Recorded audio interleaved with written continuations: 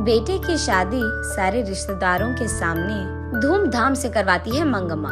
वहाँ आए उसके सहेलियाँ मंगम्मा से ऐसे कहते हैं, तुम्हारी बहू कितनी सुंदर है। काली वसुधा को देख वो उसका मजाक उड़ाते हैं। हाँ, कितनी प्यारी लड़की है।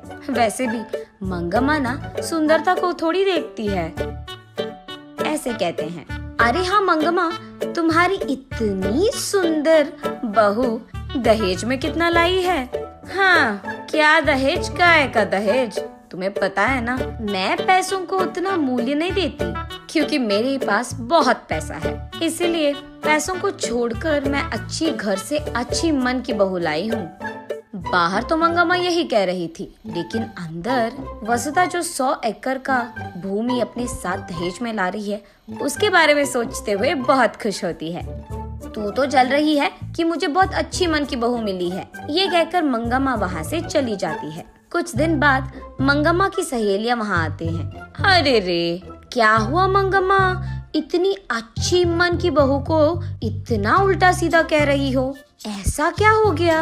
हाँ, अच्छे मन को क्या खा जाऊंगी मैं? इसके बाप ने मुझे वचन दिया था कि वो 100 एकड़ का भूमि देगा मुझे, लेकिन शादी के बाद तो उसने सिर्फ 50 एकड़ दिया है, कुत्ता कहीं का। और मैं यहाँ सपने बुन रही कि इसके लाए हुए 100 एकड़ से मैं इस गांव का जमींदार बन जाऊंगी, लेकिन जैसे मैंने सोचा वैसे कुछ नहीं हुआ। ऐसे वो अपने सहेलियों के साथ उसका पूरा गुस्सा कह देती है। ये सब सुनकर मंगम्मा की सहेलियां अंदर ही अंदर बहुत खुश होते हैं और ये सोचते हैं कि अच्छा हुआ, इसको तो ऐसे होना ही था। लेकिन बाहर तो वो ऐसे कहते हैं, अरे रे मंगम्मा, चलो जो हो गया सो हो गया। वैसे इतनी अच्छी मन की भोली बहू और इतनी सुंदर बहू पाने के लिए ना लिखा होना चाहिए तुम्हारे जैसे। ऐसे हंसते हुए उसका मजाक उड़ाकर वहाँ से चले जाते हैं। छा, इस बहू के कारण ये लोग भी मेरा मजाक उड़ा रहे हैं, ऐसे चिढ़ जाती है। उसके कुछ दिन बाद मंगम्मा की एक रिश्तेदार उसके घर आती है।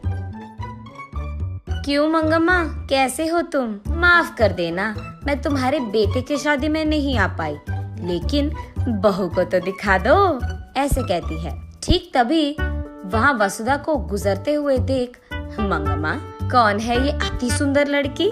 तब मंगम्मा जो कुछ भी हुआ उसे बताती है। ये सुनकर वो रिश्तेदार ऐसे कहती है, ये सब छोड़ो, कम से कम पोता पोती नसीब हुए क्या? हाँ, वही रह गया था, ऐसे गुस्से में कहती है मंगम्मा। हाँ, तो फिर और क्या सोच रही है मंगम्मा, इस कचरे को यहीं से भगा दो।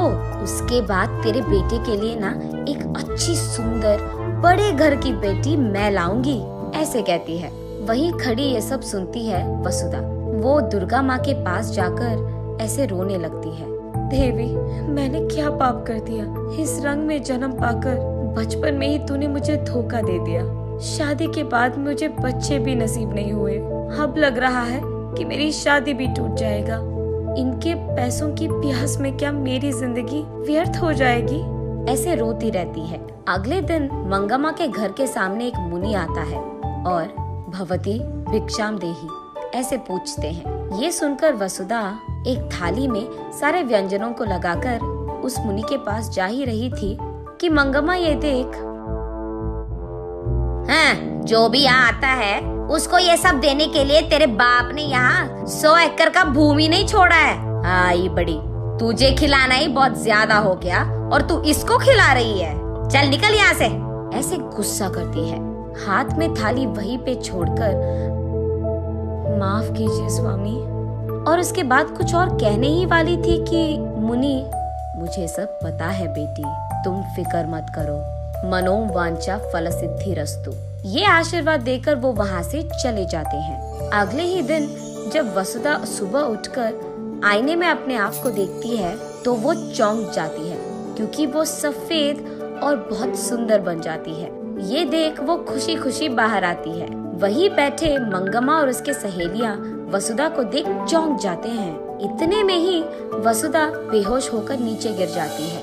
आंखें खोलने पर उसका पति, उसके सास और एक डॉक्टर भी वही रहते हैं। कंग्रेट्स, तुम अब माँ बनने वाली हो। और उसके सास को, अरे अब दादी बनने वाले हैं।